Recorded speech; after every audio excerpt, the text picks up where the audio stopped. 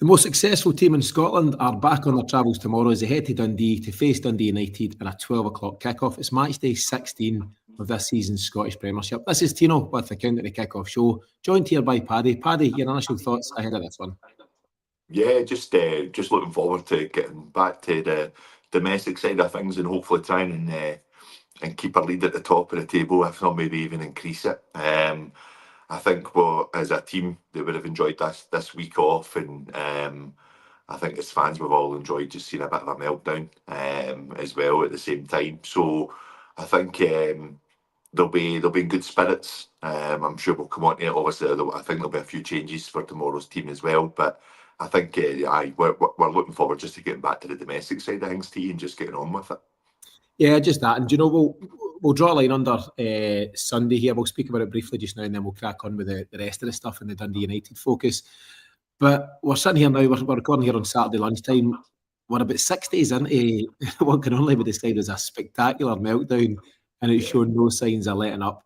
We've seen the penalty stuff, the shirt pull and everything else that goes on with it. But what's your general take? For me, it's a lot of deflection, and while all that noise is going on, nobody's talking about Celtic being the undisputed most successful team in the country. And it just buys a bit of time for guys like Philippe Clement and kind of protects them from what would otherwise be a backlash. But what's your own general take on things?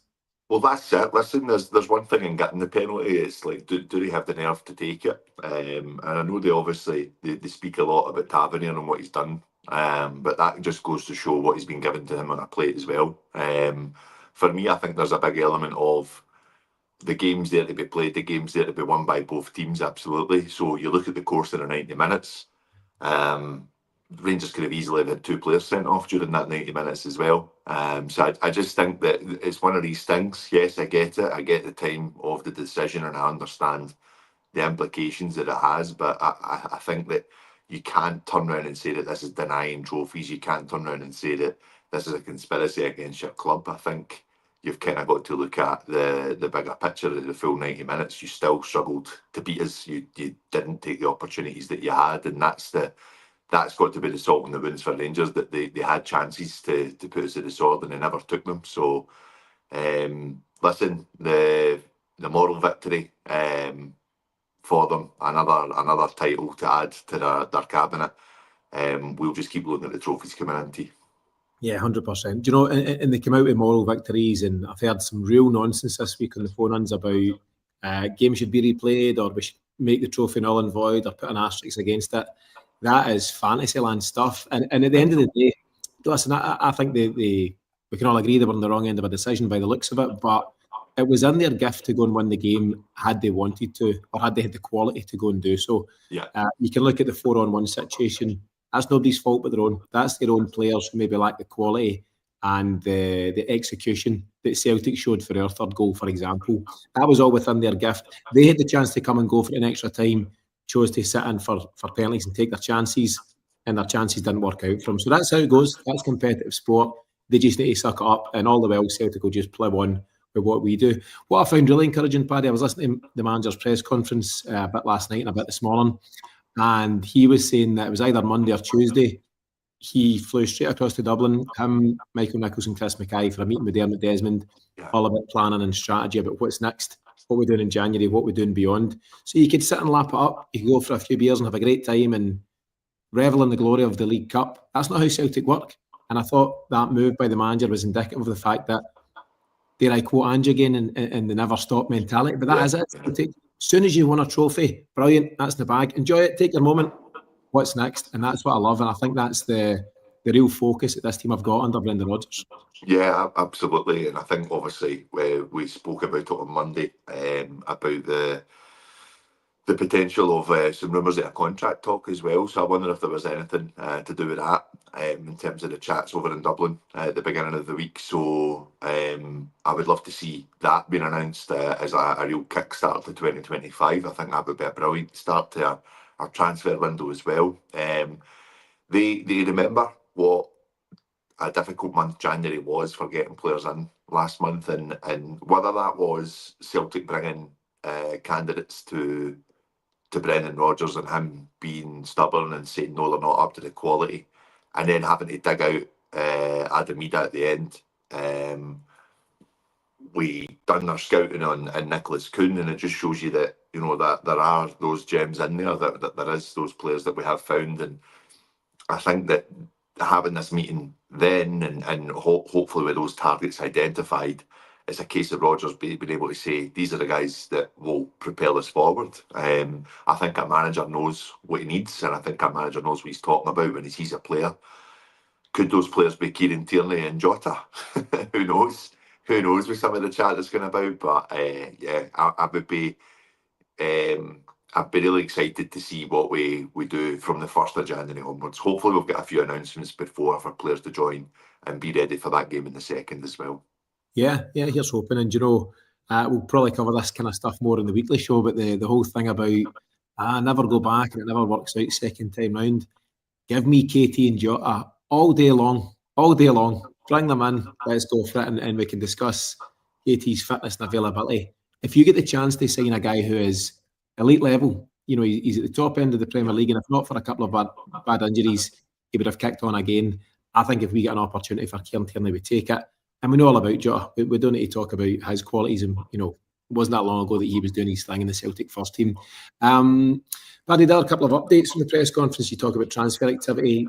As you would expect, the manager was asked again about Greg Taylor, and he reiterates his point that Greg Taylor's a very important part of this Celtic side and he wants to see him stay, whilst also appreciating the age and stage in his career that he might take the move. So we just need to see, but that's an ongoing situation for Celtic, and we've discussed that ongoing, and that chat will remain until Celtic address that position and either lock in Greg Taylor, Baye, and maybe even Kieran Tierney. So we'll see how that goes. Couple of injury updates. James Forrest, you might have seen he done an interview post-match on Sunday in a protective boot. Turns out he's out for 6 weeks. He's picked up some sort of knock. That's a blow for James, a guy who's been really important to Celtic and a guy he'll be desperate to play his part in terms of getting that next goal for Celtic, which means he scored in 16 consecutive seasons. He's going to have to wait till around about February, so frustrating for him. But, and we'll get to the team stuff shortly, that presents opportunity for the likes of Yang, who you know I'm a big fan of. Yeah. Maybe a late reprieve for Louis Palmer, who possibly looks like he's on the way out, but you never know. These are these kind of sliding doors moments in football that could have an impact. The last update is Alistair Johnson. Paddy, I think you can let me know your own thoughts, but I don't think he was fully fit on Sunday. He wasn't at his best. I think Celtic done everything to get him available, but he may miss out. But I don't think he was fully flying at Hampden, was he? No, I would agree with that. And I think that, you know, we still felt the loss of him going off, even though he wasn't fully fit. I think that we could definitely see that the pace was a bit frantic for him, and he was wanting just that extra half second on the ball, which you just don't get in those games. Maybe just a nice time to rest him, because the fixtures come thick and fast, especially over the festive period as well. We know that we're going to need to try and rest as many players as possible. So it's a big ask for Anthony Ralston tomorrow as well. A guy he's not playing a lot of football when you think about it. He's getting called upon and putting his all into each game. You can see how much it takes out of him when he plays the 2 Scotland games, just because he's not up to match speed. And that match sharpness is so key when you're playing at such a high level. So to be part of a system, to be clicking within that system, you need to be playing week in, week out. So it is always a big ask for Anthony Ralston coming off the bench or coming into a starting 11. So it's a big day for him tomorrow. Yeah, do you know, it's a tall order, but that's a life at Celtic, and you need to be ready whenever that opportunity comes around. You know, whether it's Tony Ralston or maybe, as I say, Louis Palmer, or guys that didn't expect to get minutes anytime soon. This is the challenge to prove that you belong at Celtic, and it's the reason why we carry a strong but a quality squad. And all these guys might be called upon in the coming weeks. Paddy, before we crack on, first of all, a big thanks to everyone that's joining us here in the live. Certainly a thanks to all the YouTube members who are joining us on the live chat. We've got San Fran Celtic, Fred Williams, Gypsy King, Paul Allen, let me see, and a few other guys.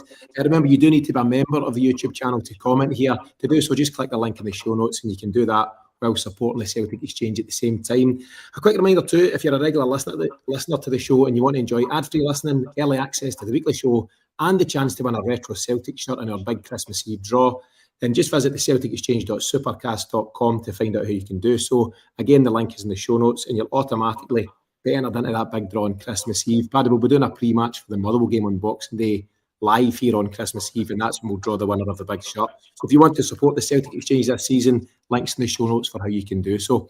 Paddy, Dundee United, let's take a look. So newly promoted this season under Jim Goodwin. Jim Goodwin's a guy I like. I'm really fond of him. He had a good spell at Alloa, St Mirren.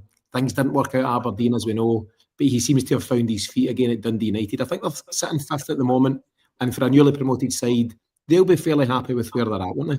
Yeah, it's been a strong start to the season for them. I think another team where you can see that there's a lot of buy-in from the support this season. I think they've had a few sellouts over the course of it, and the crowds are backing them. The crowds are involved and basically wanting to see what Jim Goodwin can do for them.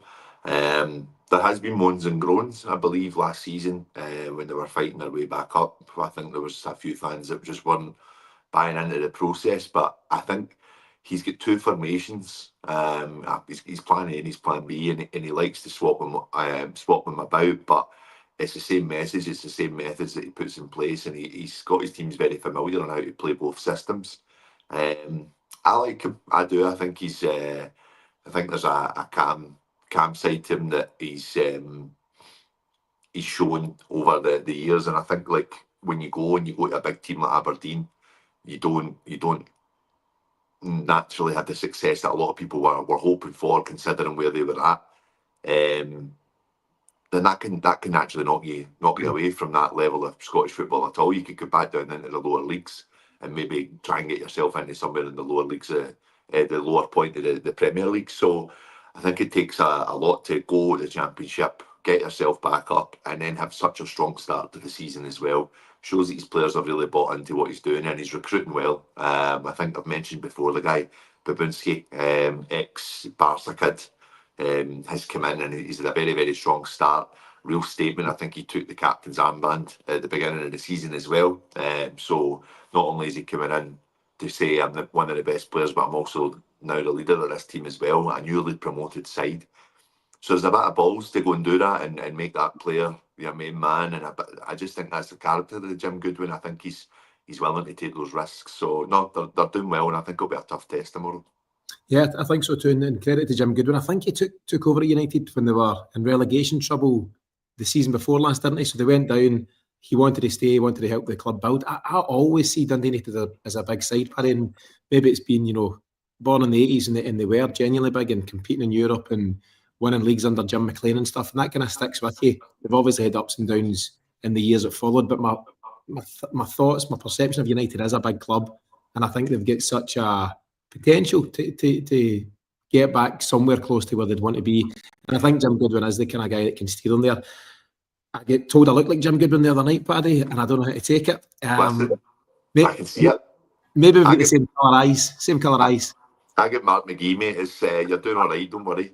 Mark McGee and Jim Goodwin, so don't know what's going on there. Listen, been called a lot worse as well, so we'll go with it. Just before we kick on, a big welcome and thank you to Stephen Cannon, who's just joined the chat, and he's a new member of the channel here. Thanks to Stephen. Paddy, let's get to the lineup. You've mentioned early on there that you think we'll freshen up tomorrow. There's a chance to use the squad and give some guys minutes. So let's start at the back. Kasper Schmeichel, we kind of cover it every time, but he's been absolutely exceptional and playing a massive part in the cup final. So we'll not dwell on that too much. Everyone knows how important he's been to Celtic. He was speaking on a podcast last week, and we'll highlight that in the next few days, just about how he's absolutely loving life and loving the challenge there. So he definitely starts, but what is less clear is the four in front of him. So what do you think we'll see? I think tomorrow we'll probably see Ralston come in. I would imagine we would see Carter Vickers, and probably I would like to think we'll see potentially Scales get the nod tomorrow. I just think doing the world a good, kind of part of that circus of the week. But I think maybe just give Trusted that little rest, give Trusted a home game at Celtic Park, just to kind of, just find his feet again. I still maintain I don't think he done much wrong last week. I think he was starved of options in the middle of the park, and that was a bit of a new experience for him. But I would say maybe Liam Scales comes in next to Carter Vickers, and then I do think it will be Alex Bailly tomorrow at left back. Yeah, I'd be inclined to completely agree with you on those four choices. And I've spoken on the weekly show about my admiration for Greg Taylor in terms of mentally how he responded to what was a very poor game, or certainly a game littered with two massive mistakes. Yeah. And it'd be very easy to just let the head go down, play safe, not show for the ball, all those things. Greg Taylor continued to show, and he always shows. That's the kind of character he is. And he got a bit of luck, of course he did, with the deflection, but I admire his character to keep ploughing away when it might have been easier to shy away from things. But then Bailly does come in, and he had a couple of mistakes himself, not quite as fatal as Taylor's first one, but he tries things, and he's exciting, and he's adventurous moving forward. And I think for that reason, he might get the nod. It's probably a decent time to give Greg Taylor another wee spell out the firing line. But what I don't like, I suppose, Paddy, and I've mentioned this, is the fact that we're chopping and changing. Celtic's most successful times in recent years, and I think particularly under Ange, was built on I call it a solid back five, your goalie plus your four. It rarely changed. You had that consistency, and you were going to see changes, enforced changes, potentially right back tomorrow. But I'd be hopeful, the games are coming thick and fast, and I'd actually be quite keen, Paddy, that we get a settled back four, when injuries allow, of course, but that's the challenge, isn't it? It is, but I'm also of the opinion that I know where you're coming from in terms of the Ange back four, and even Rodgers to a point last season as well. But we forget that, the quality of those players that can come in has just not been there. It's just not been at the level to go and test the back four and keep the back four on their toes. And I think now what we're kind of seeing is that we've got the option in the two wing back positions, and I think Ralston's safe enough to come in at right back. Alex Bailly, we're excited to see what he can do, so he'll be keeping Greg Taylor on his toes. But I don't mind the rotation with our backline, and I think it's managing Cameron Carter-Vickers. I'm not seeing it upset us too much. I think, that's obviously we conceded 3 last week. I get that. I get the worry in terms of the change of our defence at half-time as well. But to be honest, our defensive record in the league speaks for itself, and that's with so many games and so many changes that we've had in our backline as well. I know where you're coming from. It's kind of a solid foundation. I get that side of it. But I just think that now when you've got these 2 extra games in the Champions League, no winter break, as I say, we're going into 7-8 games in January. I think we have to do it. I think there's no other way to manage the players. So it's having those boys ready and making sure that you can trust whoever's going to come into that position. So I get your sentiment. I just think it has to happen. I absolutely get what you're saying, because it's a relentless run of fixtures, and maybe such as the modern game, we talk about the fact that Celtic are once again in a 50-plus game season. Maybe you just have to make those changes, and it's a relevant point you make on Carter-Vickers. He's a guy that we've just had to manage and just be careful with, so it's a fair point. Just in terms of the goals conceded, it's 4 goals in 15 league games. It's phenomenal, which makes it all the more surprising that you shipped 3 goals at Hampden against that lot, to be honest. One of those days, mate. One of those days. They get their defensive tactics right. So cup final chaos, these things can always happen. So that's where we're at in terms of the defence. Before we kick on, a massive thanks to San Fran Celtic. San Fran's a huge fan of the show, a good friend of the show, and he's gifted 5 Celtic Exchange podcast memberships. Now, I have no idea what that means, Paddy, but I know it's a good thing. It sounds like he's supporting the show. I don't know how it then works. We'll work out after the show. But San Fran's a great friend to the show, so we really appreciate him and everyone else that continues to support what we do. He's made a comment that it scales tomorrow for him. And based on his kind gift, we'll go with that. If San Fran wants scales is in, and that's a move for tomorrow. In terms of the midfield, Paddy, there's calls to be made again. We've got Callum McGregor, who most likely will start, as he always starts. He's a skipper, he's a leader. And then you've got this ongoing question, and Luke McCowan comes back into contention. And I know Gypsy King will be delighted by that. Gypsy King is a massive Luke McCowan show, and he got his call in early, saying that he hopes McCowan starts tomorrow. Do you think he starts, Paddy? He was unlucky that the cup final came along, and he was cup tied for that. You've got a Rayo Hitati who played every minute and scored his penalty and done his job, but he's had the week, of course, to kind of get back on track. But that's a lot of minutes, same as Callum McGregor, actually. So, Bernardo, McCowan, Engels, where are you at? What do you think? I think we'll see Hitati and Bernardo tomorrow. And I think we'll see Luke McCowan and Arne Engels on the hour mark. I would say that Luke McCowan's more than rightly put his name in the hat to get a start nowadays. And I think that will come. I do, but I think with that week break being there, he's still going to go with the team that he's been picking in the last few weeks is in the midfield, I believe. So I think McCowan will come in 100%, probably on the hour mark, and the same with Engels. I think actually what we've kind of seen from Arne Engels is that,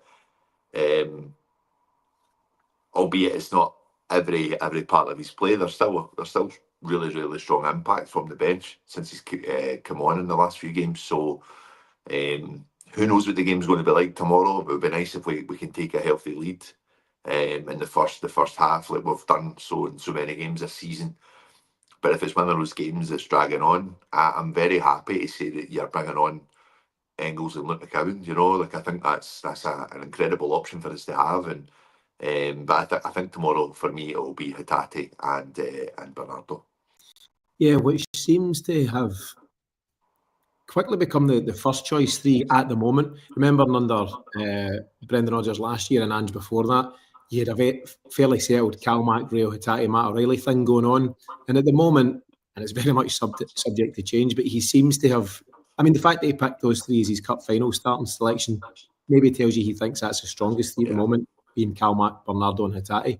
Paddy, I find myself, though, not having to come out, but coming out and defending Arne Engels, and I believe that he does deserve defending and deserves credit for what happened the weekend. He wasn't fantastic by any stretch on Sunday, but you made the comment that he has impact. He said key moments in that game. He's just turned 21, and it is not his fault there's an £11 million price tag on his head. No. Had he arrived for £2 million as a development player in the same way that various others have in the past, and came off the bench against Rangers on Sunday and set up what should have been the winner, right? You know, Nicholas Kuhn's goal in the 86th, 87th minute, that should have been the cup. That should have been the moment, and would have been hailing Arne Engels for the massive part he played in that goal. I think he starts in his own half. He links up with Tony Ralston. Before you know it, he's bursting down the right-hand side. He's a real athlete. He's got a real engine on him. Yeah. He really gives his all to get to the byline. And whilst most others would smash it across the face of the goal, he said the game intelligence, to cut it back into Nicholas Kuhn's path. It's still a bit of work to do for Kuhn. It's a hard finish, but he does his thing and tucks away pretty coolly. Beyond that, he's not great in the extra time. He has a big opportunity that Hatate plays him in, but he still keeps the mentality to go and hit a massive pressure penalty. You imagine it, 21, walking down, ball in hand, towards the Rangers end. I don't know, 20,000 Rangers fans booing you as you approach it. It's the third penalty in the shootout, I think.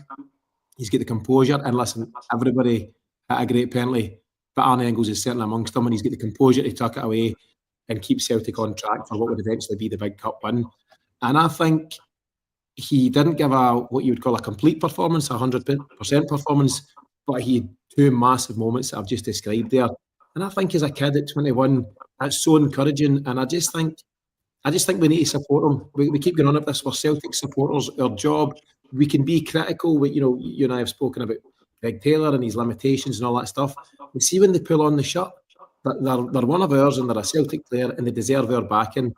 And I just like to think that we can get on board with Engels. Too many folks making too much noise in the aftermath of the cup, and instead of celebrating Celtic's big success, want to go the other way. I just don't get that, Paddy. I really don't. Everyone's entitled to celebrate and respond in their own way, but that wouldn't be for me. No, listen, I think I kind of said this on Monday as well, that there's a huge weight on the guy's shoulders just with this price tag alone, and I think that we as a fan base, we moan every single season, myself included, about lack of transfer activity. 2-3 million pound signings for nearly projects. Is this player going to make it? I think one thing we can say about Arne Engels, we've spent £11 million on him, which is a lot of money in terms of our league. But ultimately, that's the next step in us trying to create a more of a closer unite in terms of what we can make on players when we sell them, but B, what market we can start shopping in. If we start looking at players around that bracket, that value, you're going to find out if a player's good enough quicker. than what you're going to get when you spend £2-3 million on a player.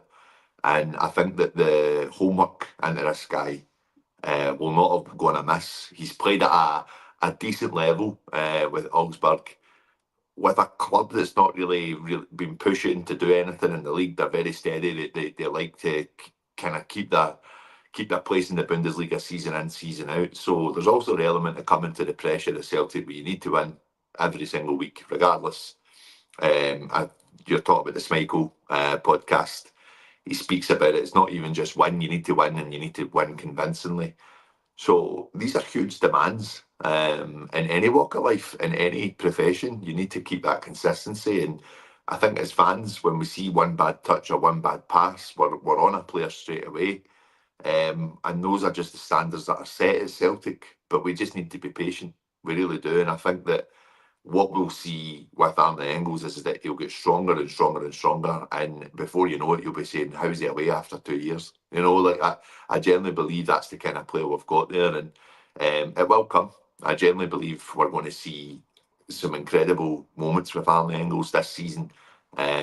Probably more likely he's going to have a stormer next season if he keeps going the way he's going. Yeah, I'm really excited for what's to come, and I think in the meantime, while he's finding his feet, new country, new manager, new teammates, new style, new everything, then I think a wee bit of patience will do him the world of good. A couple of good comments coming in. Anthony Aitken says that we need patience with players. Too much rush, let's chill, it'll come. San Fran says Engels has massive confidence in his own ability, and you can see that as well, can't you, in a positive way. He says he's the real deal. And a couple of final comments from Fred, and he's right here. He said he's called me Teeny, which is fine, Paddy, I'll accept that, but he says I get all your points. But what about Engels' first touch when he was played clean through? I've highlighted that he should have done better. That's just cut and dried, that when Hatzai played him in, he should have done better. But Fred then backs it up by saying Engels will be our best midfielder next season, but he needs time. So all good, Paddy, and we'll move on to other things. The front line. So we've relied on a front three, by and large, of Kyogo, flanked by Daisen Maeda, and what a guy he was on Sunday, and Nicholas Kuhn. Do you go with the same three again, or again, is this an opportunity to freshen up? And the options might be an Adamida or a Yang, for example? No, I would still go with the same three. I think that Nicholas Kuhn has been excellent this season. I thought he took his goal really well on Sunday. I thought weaker foot, very, very strong finish, and just I think we need to keep playing this guy. He's came on to an incredible bit of form this season, and we just need to see that he plays in every game possible where fit. I know we want to keep him fresh. You don't want these guys burning out, but he just looks as if he's got so much energy, Tino. So he's a definite for me. You don't drop Daisen after last Sunday. I think he deserves the plaudits tomorrow from the away support. And just, he's a confidence player, Daisen Maeda. It's very much a case, so if he makes his mistakes, he still brushes himself off and gets on with it. But I think he'll only get stronger when he sees the rapport getting even stronger with the Celtic support as well. And I think we're getting to that moment with him.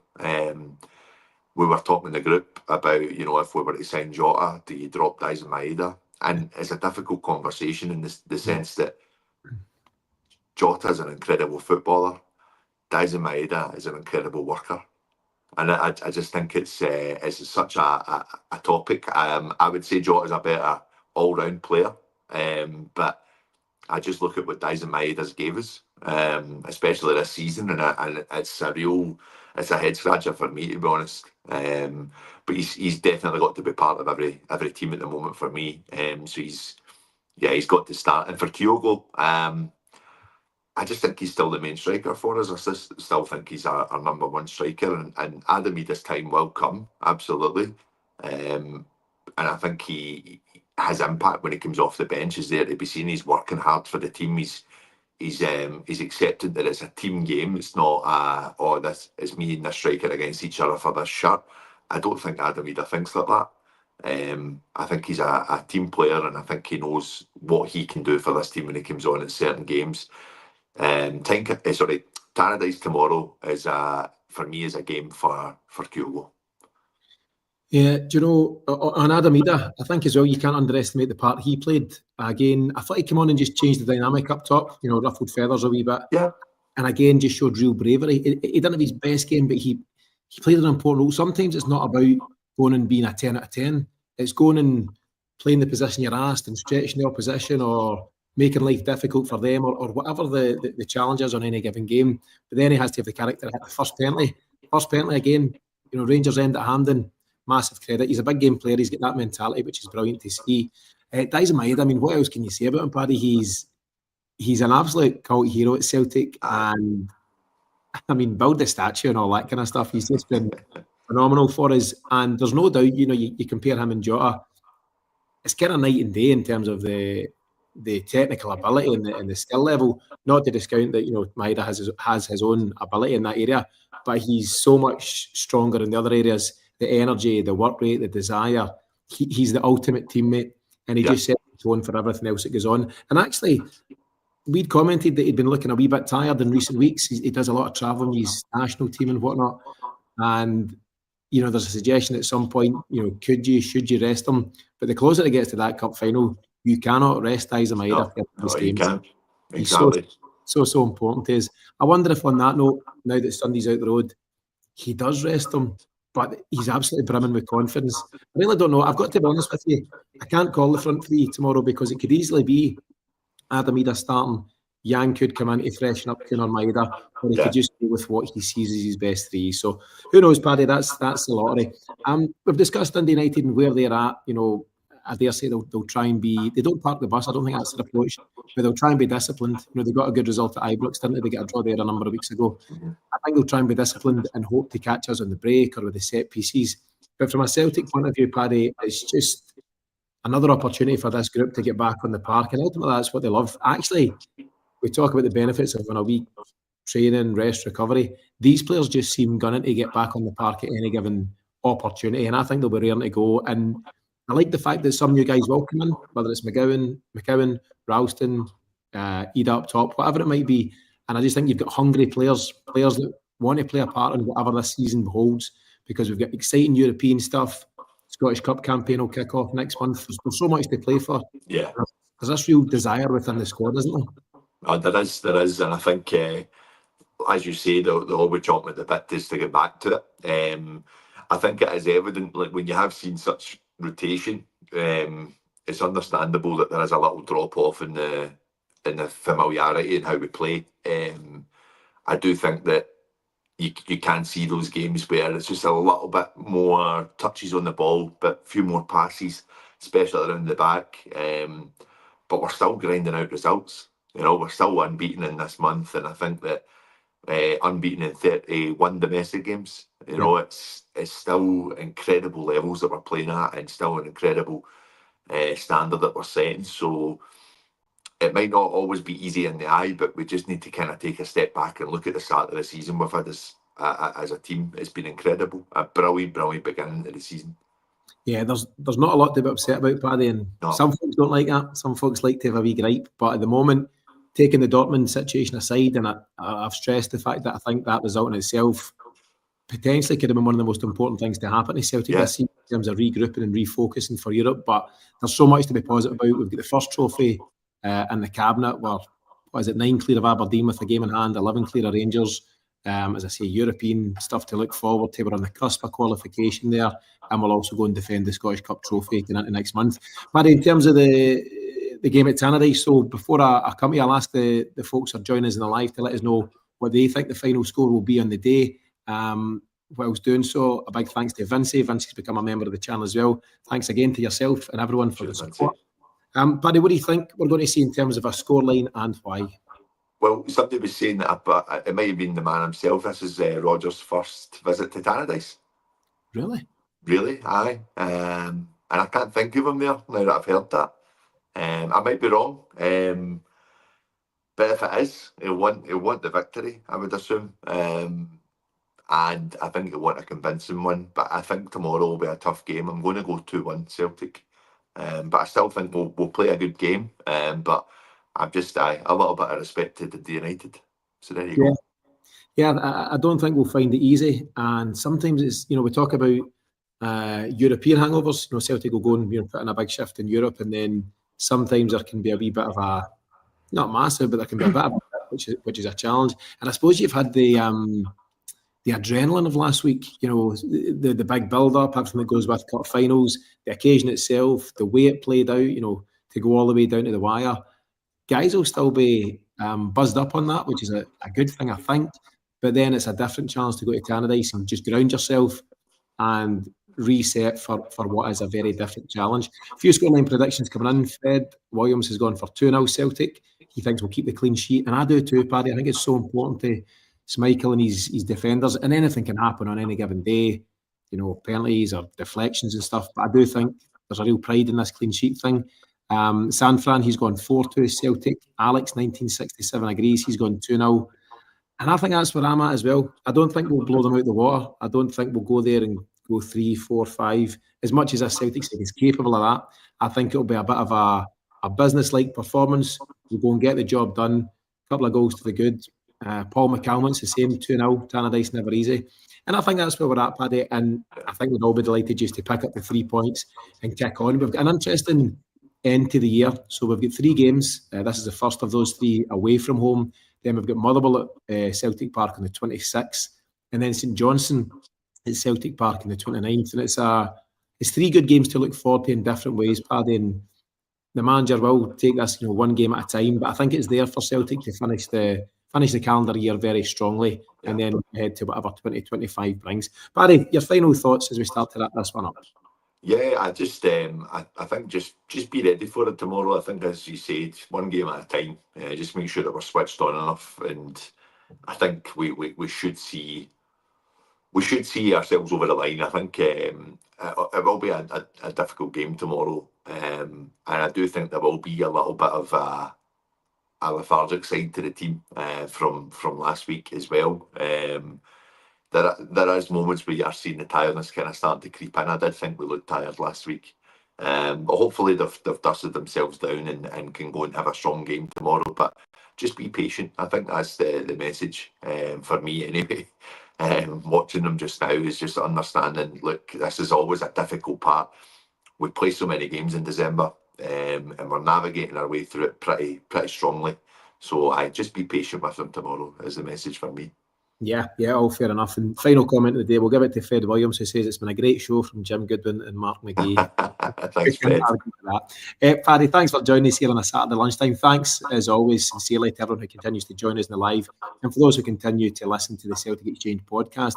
Remember to refer to the show notes for ways that you can continue to support us this season. In the meantime, here's hoping for another big Celtic win. We'll see you all again very soon.